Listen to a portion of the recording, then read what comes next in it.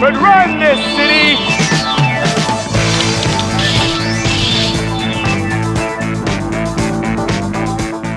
I have a habit of looking for good ideas in any place I can find them. Magazines, newspapers, television, bookstores, and I was in a bookstore. And I was in the discount rack where you spin around the rack, and there was a book with no cover.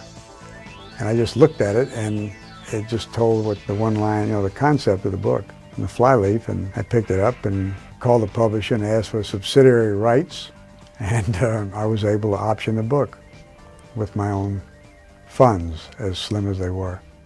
Larry Gordon showed me the book, and he had asked me if I'd, at some time in the future, vague future, be interested in it. And I certainly said yes. I thought that it lent itself to a very pure chase kind of atmosphere.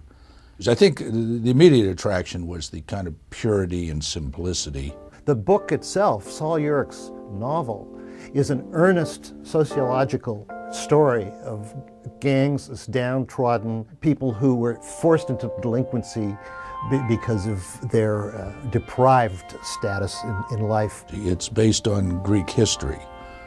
Xenophon was a Greek general, and this takes place right after the war between Athens and Sparta. And he was part of a mercenary army that had gone into the old Persian Empire, which was having a struggle for power between several rival factions for the throne. And they found themselves, after a huge battle, isolated, alone, several thousand miles from the sea.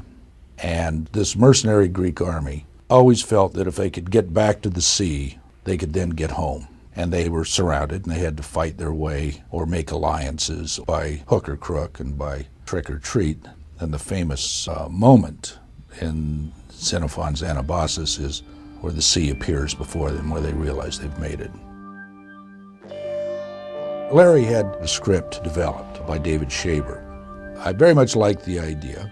And I remember saying to him, but nobody will ever let us do this. This doesn't lend itself to name actors or anything like that. And probably the studios wouldn't go for something like this. I had done Hard Times and The Driver with Walter. So we were trying to put together a script that we still own and still talk about doing called Last Gun.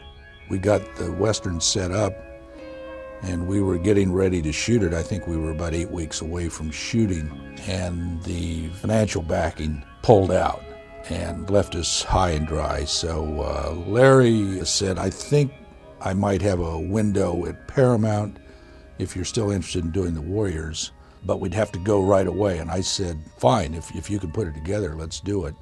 And it came together very, very quickly.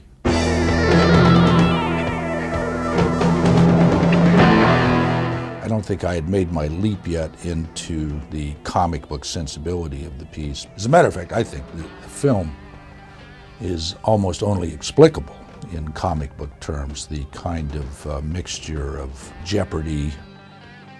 In many ways, there's a kind of good feeling about the movie too, almost silliness, but that was the intention.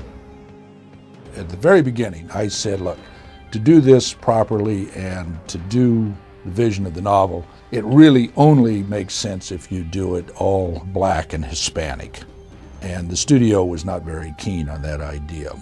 And I later came to realize that the studio kind of forced me into the comic book idea, I think, because it was about the only way I could make it all make sense to myself.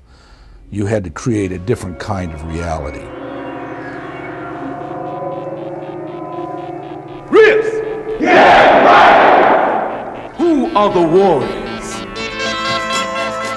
You had an unusual problem in trying to cast the Warriors because you had to have people, not only did they have to have hopefully an interesting look and the ability to read a line and etc., but they had to be physical enough to kind of take what I knew I was going to put them through. I mean, this was a very tough physical movie where they were going to do a tremendous amount of running.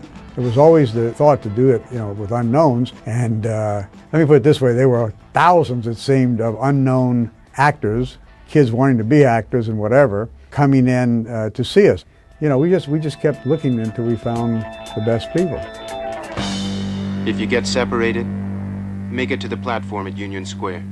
That's where we change trains. I had done an independent film called Madman that was shot in Israel. Walter Hill was one of the producers of Alien, and Sigourney Weaver was also in this movie that I had done in Israel called Madman. They screened the movie to look at Sigourney, to, you know, consider her for the lead that she ended up playing in Alien. And Walter, I guess, liked my performance enough in that picture to have me come in and talk to him about the role in the Warriors. Specifically, I remember meeting with Walter and Larry Gordon, the producer. When I met him and all that, I thought, no, I think we can pull this off. But I did. I saw him in a movie that had been made in Israel. I thought he had an interesting quality. I only got one question. Who named you leader? Frank Marshall, Larry Gordon, Walter Hill were seated around this huge conference table, and I read the scene from the park where I get handcuffed to the bench. Oh, you don't get it. I like it rough. The part was written for a 9-foot tall guy, and I'm 5'10". I had to make this guy big.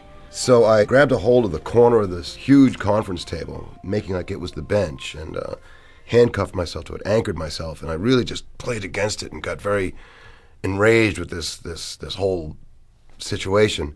And in the middle of the reading, I really pulled on the thing and lifted the whole corner of this conference table up that weighed hundreds of pounds. I was quite strong at the time. I remember when he auditioned, he just came in and we were in a big room with this huge table.